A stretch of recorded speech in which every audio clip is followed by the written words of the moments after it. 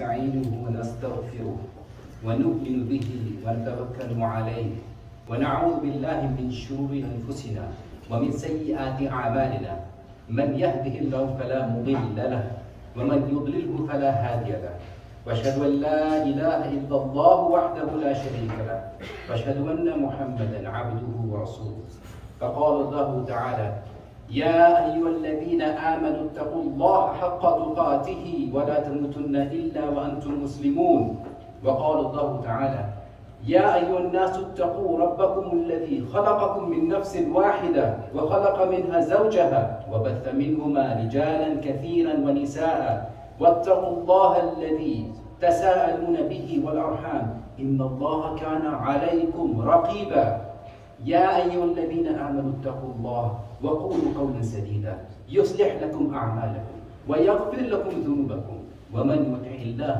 ورسوله فقد فاز فوزا عظيما أما بعد فإن خير الكلام كلام الله وخير الهدي هدي رسول الله وشر الأمور محدثاتها وكل محدثة بدعة وكل بدعة ضلالة وكل ضلالة في النار ثم ما بعد.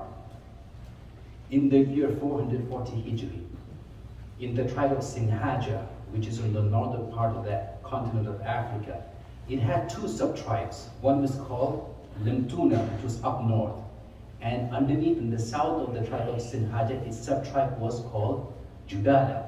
In the tribe of Judala, there was a young man who was the chief at that time. His name was Yahya ibn Ibrahim al-Judali. Yahya ibn Ibrahim al-Judali was a man who could clearly distinguish right from wrong. He could find out the error in people's ways. He was a man who was upon the fitrah, but he realized that he has no command over his people. His people are disobedient. And he found that there's a lot of sin practiced amongst his community. Zina was widespread. People used to steal and rob each other. Drinking, gambling was widespread amongst them. And he noticed that all these problems occurred because people in his tribe, they claimed that they were Muslims, but they did not practice Islam. They ascribed to Islam, but they had no characteristic of Islam in them, except by being they were Muslims. So he wanted to change the condition of his people, but he realized that he did not have the tools for that, because he lacked knowledge of Islam himself. So he came up with a brilliant plan and a brilliant idea. He said, I will go for Hajj, and on the way back, I will stop at the city of Qayrawan and ask one of the scholars over there a solution for my problem. Qayrawan, historically speaking, was like the Mecca in Africa in terms of a center of learning and trade. Qayrawan was the biggest city in North Africa at that time, and it was a place specifically known for scholarship, for religious knowledge and practice. So Yahya ibn Ibrahim, he went for Hajj to Hijaz, and on the way back he stopped at Qayrawan. And he started asking around the people of Qayrawan, and they directed him to one of the Mashayikh of Maliki over there, the Maliki Madhab. His name was Sheikh Abu Imran al-Fasi. So Yahya ibn Ibrahim goes to Abu Imran and tells him, Ya Sheikh, this is the situation of my people. They engage in all these sins. They do not understand what Islam is. They have incorrect aqidah and no practice of fiqh. Help us and guide us in this matter. So Sheikh Abu Imran says, I will help you. I will send with you a young man who I think is qualified to call your people to Islam, to teach them the correct aqidah and the correct fiqh, to guide them to the sunnah of the Prophet ﷺ, and in fact the book of Allah. And he sends with him a young man, his name is Sheikh Abdallah ibn Yasin. Today's khutbah is about the life of this man. A man who the scholars of Islam have termed Salahuddin of Africa, even though he existed before Salahuddin, and he is virtually unknown. And this is a man who changed the face of the map of this earth as we know it. Most people do not know about him. Sheikh Abdullah ibn Yasin. What is his history before this incident? Frankly speaking, we do not know much about his life before this matter. We know that when Yahya ibn Ibrahim came to Qayrawan, Sheikh Abdullah ibn Yasin was already established in Qayrawan. He had a following, he had family over there, and he had supporters. And people loved him and they admired him. And yet he was smart enough to realize that Allah has blessed him with a fantastic opportunity to call a large group of people and guide them toward the correct practice of Islam. And what does the Shaykh do? He leaves his tribe, his people, his place of comfort and support, and goes with this man, Yahya ibn Ibrahim, in the middle of the desert. Where was the tribe of Sinhaja and the sub-tribes of Lamtuna and Judala located? In modern day Mauritania, in a place which is completely barren, desert, nothing really grows over there. And the Sheikh goes over there in the middle of these people and starts calling the tribe of Judala to the correct practice of Islam. What do you think was the reaction was? One thing we learn again and again, Sheikh Abdallah ibn Yasin's life mirrors a lot the life of our Rasul alayhi wasallam. His example and our example in da'wah. And so Sheikh Abdallah ibn Yasin, when he goes over there, he starts calling to people to Islam, and obviously the people revolted. They boycotted him. They rejected his message and they would not listen. Did the Sheikh stop over there? No, he continued. He continued to give them da'wah, telling them the right from wrong, having no shame and no hesitation in telling them if they're doing something wrong, that is wrong. And if somebody does something good, that is correct. Al-amr bil ma'ruf wa nahy 'anil munkar. And the Sheikh keeps reminding people of their duty to their Rabb. What happened? Things escalated further. The people became even more rebellious. They started rejecting his message and they started threatening him. If you do not stop, we will beat you. Did that stop the Sheikh? No, it did not. So they implemented their threat. They in fact physically attacked and beat the Sheikh. And they told him, be quiet and shut up. If you teach what you call to be Islam anymore, we will kill you or we will kick you out of the city. Did that stop the Sheikh? No, it did not. Wallahi, it did not. The Sheikh continued on his message, calling people to Islam, understanding that there is threat of physical violence, perhaps even fatality against him if he continues on his path. And they implemented that threat. They kicked him out of the city, beat him, and they banished him and told him, if you return, for sure we will kill you.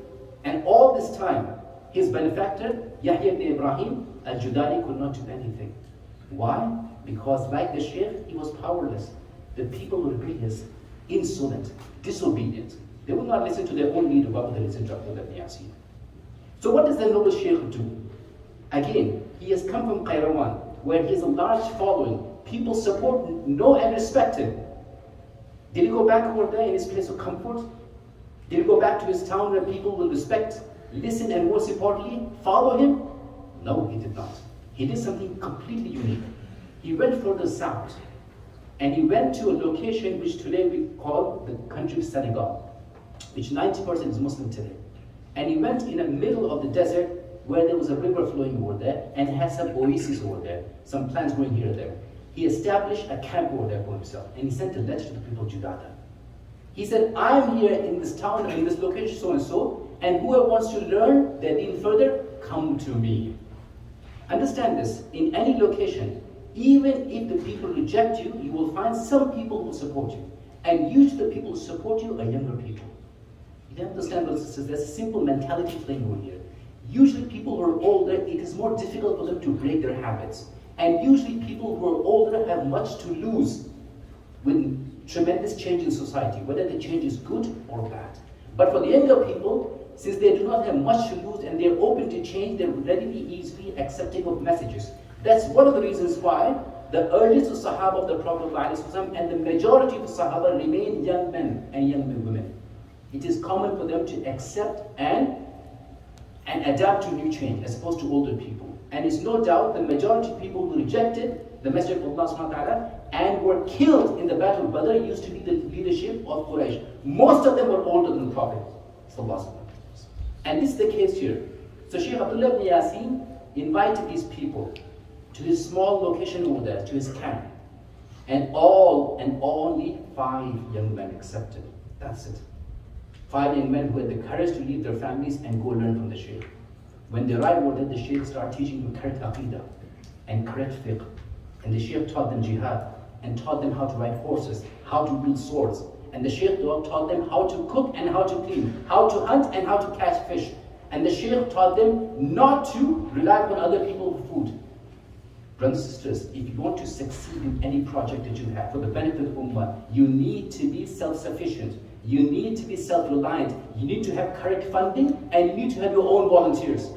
If you depend on other people's funding and other volunteers, chances are you will fail.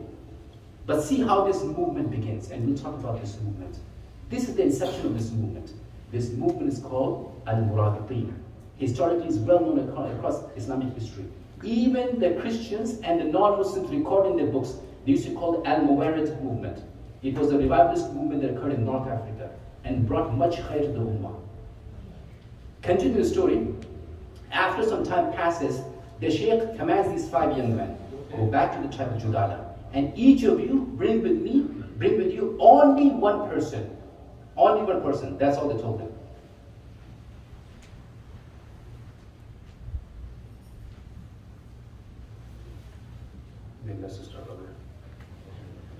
So, as those young men go back to Judala, they all brought with them one person whom they trusted, a close family member or friend.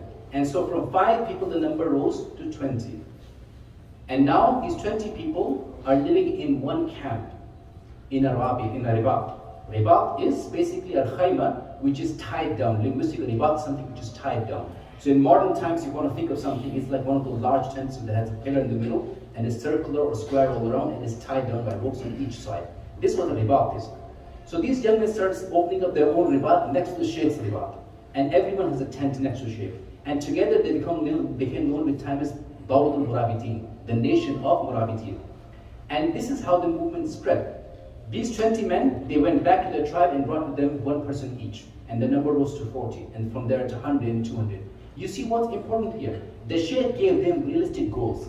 He told them, do something that is easy for you. Go bring back only one person, and bring him, we teach. And so now, like the Sunnah of the Prophet ﷺ, when the number rose to several hundred people, he assigned to each of them 5 to 10 people, and one person who was a senior student, who was then early on teaching the younger ones. And this is how the Prophet ﷺ taught the Sahaba in Darul Arqam. The senior Sahaba who learned, they went from there and started giving da'wah to other Sahaba, other locations around.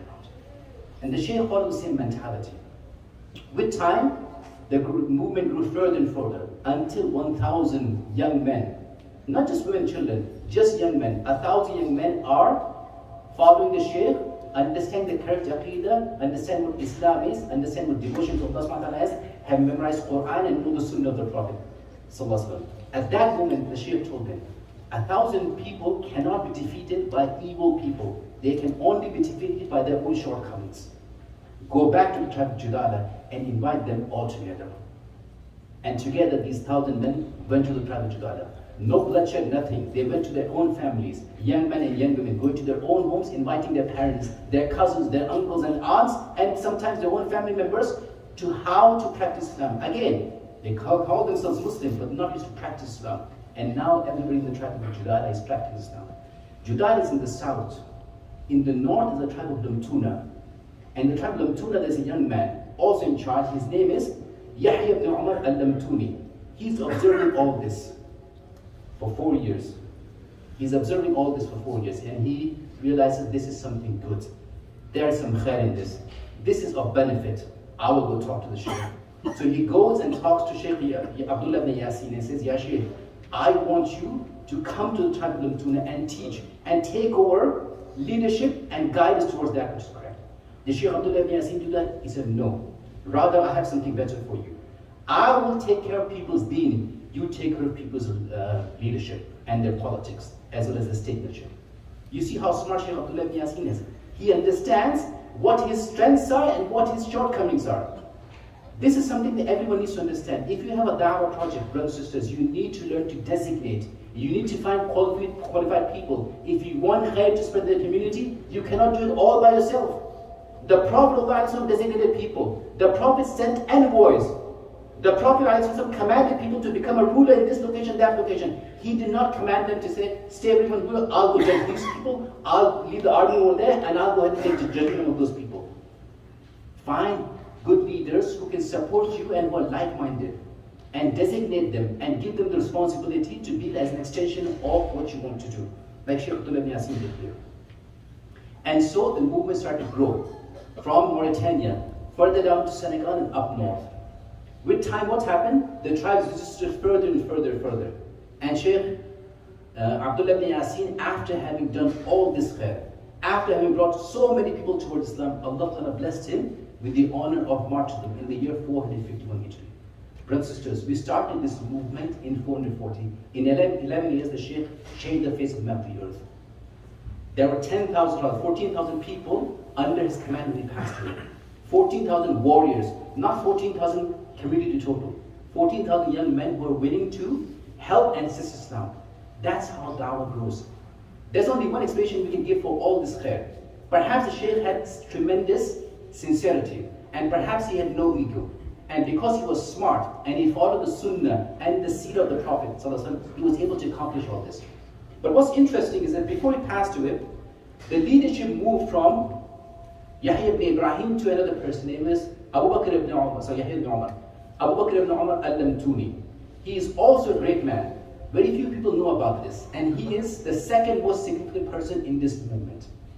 So Shaykh Abu Bakr ibn Umar, when he became the de facto ruler of the movement, he looked around and he found the two tribes in southern Senegal who are Muslims. They're on the verge of warfare. There's significant disagreement amongst themselves.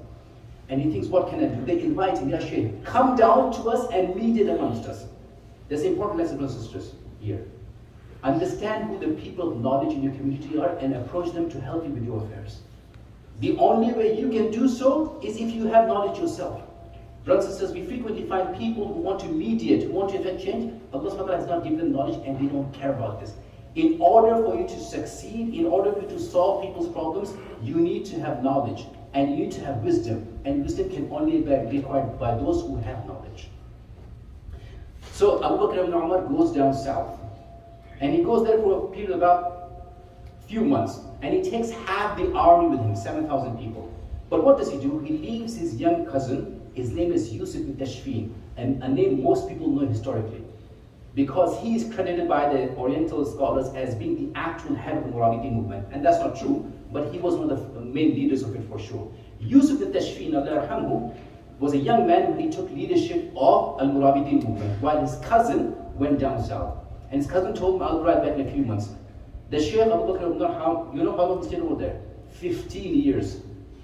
He went for 6 months to solve a problem. He stayed 15 years. Why? One after another, people started accepting Islam, and he realized they need him there. He needs to stay there. He needs to guide people to Islam, and he will open cities. And the Murabiti movement will be like this. They will open up tents, and they will remain in their tents. And every 6 months to 2 years, they spend time in one city. As soon as they realize the city has become competent in their practice of Islam, they'll move to a different city. And they'll go like this. That's how the Dawah spread. That's how this movement spread from one location to another. I frequently think, when I think about the life of Shaykh Abdallah ibn Yasin, I think, Allah subhanahu wa ta'ala's surah in the Quran, Wal Asr, Inna al-insana lafi khusr, illa alladhina amanu, wa amilu salihat, wa tawassaw bil haqq, wa tawassaw bis sabr. This is in essence the life of Shaykh Abdallah ibn Yasin. In the second part of the Khutba, we discuss some of the benefits we can derive from this story. أقول قولي هذا وأستغفر الله لي ولكم.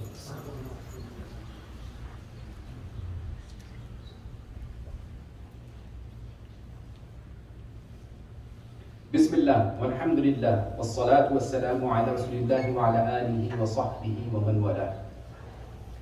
Some of the lessons that we can derive from the life of Shaykh Abdallah ibn Yasin and the movement that he founded. First and foremost, brothers and sisters, as we just said before, the reason his benefactor, Yahya ibn Ibrahim al-Judari, could not make any change himself was because he lacked knowledge. If you want to change people's heart, you need to understand what afflicts them. If you want people to come to the correct practice of Islam, you need to be a strong Muslim. And strong Muslim is not just who's strong in ibadah. Strong Muslim is someone who's strong in his deen and understanding of it. You need to have knowledge. How many young men and women will find they're quick to jump on the mimbar and want to give khutbah, want to give khatira, want to do an entire lecture series on YouTube. How much do they know about Islam? They study 6 months. Alhamdulillah, they become du'a. While noble scholars are sitting in their home, shivering out of fear that they might say something or do something that is going to misguide people. One of my teachers said something fantastic. He said, a scholar will spend 5 hours preparing for a lecture which is 5 minutes long. And while he's giving the lecture 5 minutes, he'll be shivering out of fear that he might say something wrong. And a jahil person will prepare for a lecture of 5 minutes. And he'll spend 5 hours giving the lecture. And all in the lecture he'll be extremely confident that he's calling people to that which is correct. Do you understand what I'm trying to say, brothers and sisters? Before you jump into da'wah, learn your religion. That's the first lesson from the life of Shaykh Abdallah ibn Yasin. The second lesson, the wisest people are those who are people of knowledge. And you should realize that if you need to solve your daily affairs, Do not only go to someone who's a specialist. You can in fact approach a scholar sometimes and they might have a solution. The deen of Allah subhanahu wa ta'ala is comprehensive. It covers all aspects of our religion, of our life. If there are people who have learned the deen of Allah subhanahu wa ta'ala, you will find them to be able to give you advice. Go seek out the people of knowledge. Allah has blessed them with knowledge and wisdom, and they'll be able to advise you. Like Yahya ibn Ibrahim al-Judani did. Number 3. The best da'is are those who are anything but lazy. The life of Shaykh Abdallah ibn Yasin is a perfect example of this. He literally is going from one location to another, one location to another, one location to another, setting up camps, not even having a home, having temporary. You can see he's a da'i, traveling throughout. 11 years he's traveling. Never went back to Qayrawan, where his hometown was. Never even went back to Judada, going back and forth, going from this location to that location. A da'i has to be someone who's very active. A da'i has to be someone who cannot be lazy. Laziness kills da'wah. Laziness kills the deen. And laziness kills the heart. Safeguard yourself from laziness and be active and be proactive. Number 4. Just because a da'i is famous does not mean he has all the answers. Just because someone is popular does not mean Allah subhanahu wa ta'ala is most pleased with that person. Fame is like money. Some people Allah subhanahu wa ta'ala has given a lot of fame and some He's not given a lot of fame. Does not mean a person who is not famous is not close to your Rabb. Actually, he might be closer to Allah subhanahu wa ta'ala than the person who is famous. Just because you think your popular shaykh is on YouTube, he is the best to answer your questions. And he's the best to lead and help you with your da'wah efforts. That's not true. There's a possibility the allama is someone whom you do not even know about in your community. And there's a possibility someone who's learned the religion for 6 months is one of the best speakers on YouTube. By the way, I'm not criticizing people on YouTube. I hope you understand the analogy here. Another aspect, another lesson we can learn from this slide, from this khutbah. Part of a process of being a good leader is failure. If you succeed all the time, I promise you cannot be a good leader. You need to fail now and then. You should not seek out failure. But if you fail, understand this, that's only part of your learning process. And if you fail once, get up and try again. So many dawah projects, brothers and sisters, so many of them are run aground. Why? Because the leadership, they came across one failure and they abandoned it. That's it. We cannot go beyond this. Find different solutions like the Shaykh did. Did he go back to Qayrawan? No. He went further in the desert. He said, come back and learn the religion from me if you want to. He was very smart about this. As a leader, designate responsibilities. We talked about this. And you need to understand what your limitations are. Shaykh Abdallah ibn Yasin realized he is good at leadership, but there are others who are better at managing people. And he took over people's religion while he assigned people's statesmanship to other leaders. And finally, the most important lessons from this life, and in fact the life of every da'i who is successful in this region. You need to have good intentions and you need to kill your ego. Brothers and sisters, if you humble yourself with Allah subhanahu wa ta'ala, Allah subhanahu wa ta'ala will elevate you. Frequently is mentioned in the books Hadith, Jabir ibn Abdullah and the rest. The Prophet ﷺ was walking and a Bedouin person, he came and grabbed the Prophet ﷺ from the back of his cloak and pulled so hard. Jabir says, later I saw the marks of ligature burns on the Prophet's throat. And he says, Ya Muhammad, give me something from what Allah has given you. That's all he wanted. He wanted money, and this is how he treats the Prophet. What did the Prophet say? Ya Umar, strike his neck? No, he did not say that to the Prophet. What did he do? He gave the man what he wanted and he gave some more. The Prophet ﷺ humbled himself in front of this disgusting person. Why? Because he is the best of Allah's creation. He is the most elevated and the most noble. Brothers and sisters, as a leader of community, as an imam, as someone who's in charge of something, as a husband, as a father, you will be challenged by people who are less than you. You will have to sometimes humble yourself to people who are less than your authority for the sake of benefiting them and yourself. Understand this, the best way for the Muslim Ummah forward every time is to humble ourselves for the sake of Allah subhanahu wa ta'ala. ربنا آتنا في الدنيا حسنة وفي الآخرة حسنة وقنا عذاب النار ربنا لا تزغ قلوبنا بعد إذ هديتنا وهب لنا من لدنك رحمة إنك أنت الوهاب اللهم اغفر للمسلمين والمسلمات والمؤمنين والمؤمنات الأحياء منهم والأموات إنك سميع مجيب الدعوات سبحان ربك رب العزة عما يصفون وسلام على المرسلين والحمد لله رب العالمين وأقيموا الصلاة